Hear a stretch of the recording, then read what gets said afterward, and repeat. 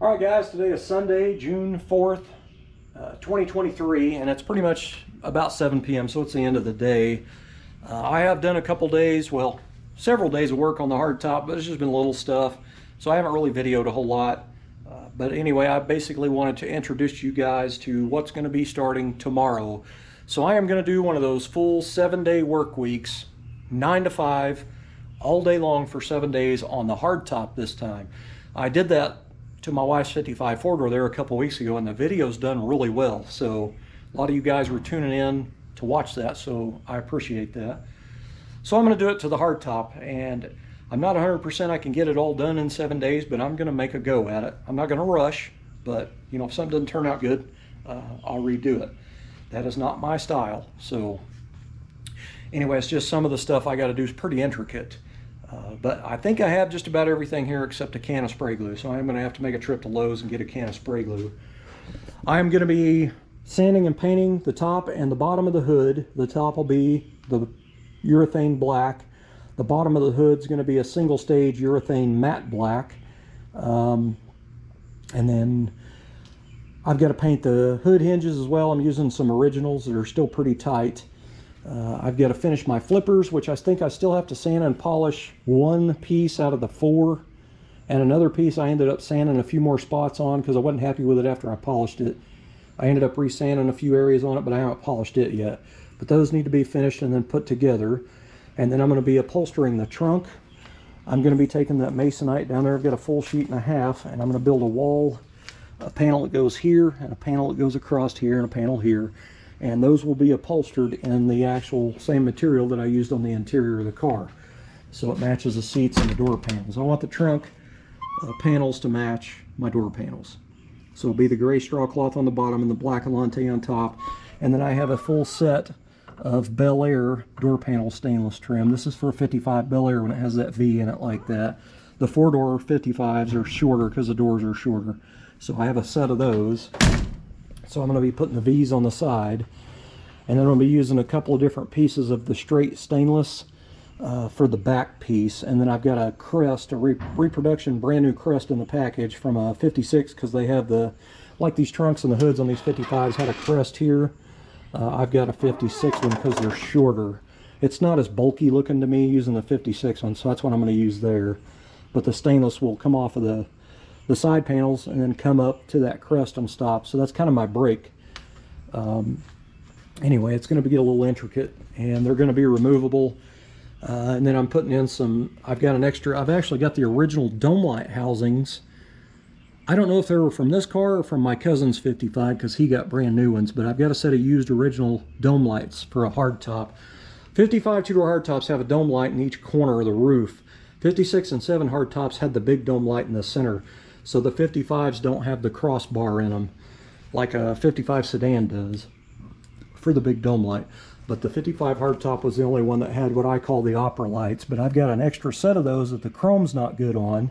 But I bought another pair of lenses that match these, because you can get white and clear and soft cream color, whatever, soft white, whatever they are. But I bought the same ones that's in the car, so they'll match. But I'm going to sand down the chrome and then prime it and then block it, and I'm going to paint those the same color that the dome lights will be installed in, whatever color. I just haven't decided if I'm going to put them up higher, put them down low. I'll wait until I get all the panels pretty much set up in there and figure it out. So that'll be kind of cool. I'll put a trunk light set up in there, and it'll be the dome lights. What else? I have a couple of electrical gremlins. I have the factory 56 temperature gauge in the instrument cluster. 56 was electric gauge, 55 was capillary tube. I do have a good working used 55 capillary gauge, but the tube doesn't go very far. It's mainly made to go back there in the back. So if you have a Performer RPM air gap intake manifold, they do have a port back there that you can use your factory 55 capillary tube in. But this one, the deal was up here and the capillary tube's not long enough. So I went with the 56 gauge, which takes a sender. That is an Airtex Wells sender, but my gauge is not reading correctly. When my autometer gauge in the pod up here, when that gets to about 150 degrees, that's full hot on the factory gauge. So I either need to bend that needle or I need to change that sending unit out and see what happens. And I may just end up bending that needle. I'll get the car up to temp where it's, you know, pretty much it's not getting any hotter or any colder, and when the electric fan's on, and then I will bend that needle until it's dead middle of that gauge. And then that way, if the autometer gauge ever goes out on me, I've got that second one that I can rely on, you know what I mean? So I may end up doing that. It'll just be easier, and then I won't lose any antifreeze and make a mess up here. So the other electrical gremlin is the fuel sending unit. It does not read correctly. There's more fuel in the car than what it's actually showing me that there is. So it's actually, this is the second fuel sending unit, so now I'm kind of leaning toward that gauge is just not accurate. This gauge tested good, but it may not be reading correctly, so I'm going to have to pull that cluster out and kind of fiddle with both of those. I have to sand and paint both sway bars. I have a front and rear sway bar for this car, and I've dug them out of my shed. That's what I've done most of the day, is clean my shed out and rearrange so I can walk in it now. This is the rear sway bar.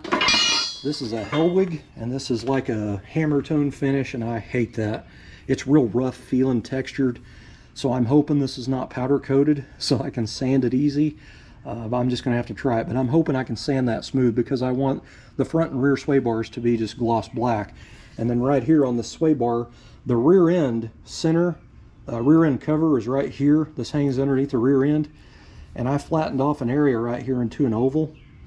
And those holes I drilled right there for the factory Chevrolet chrome script that you would see in a 55, 56, 150 or 210 series dash speaker grill.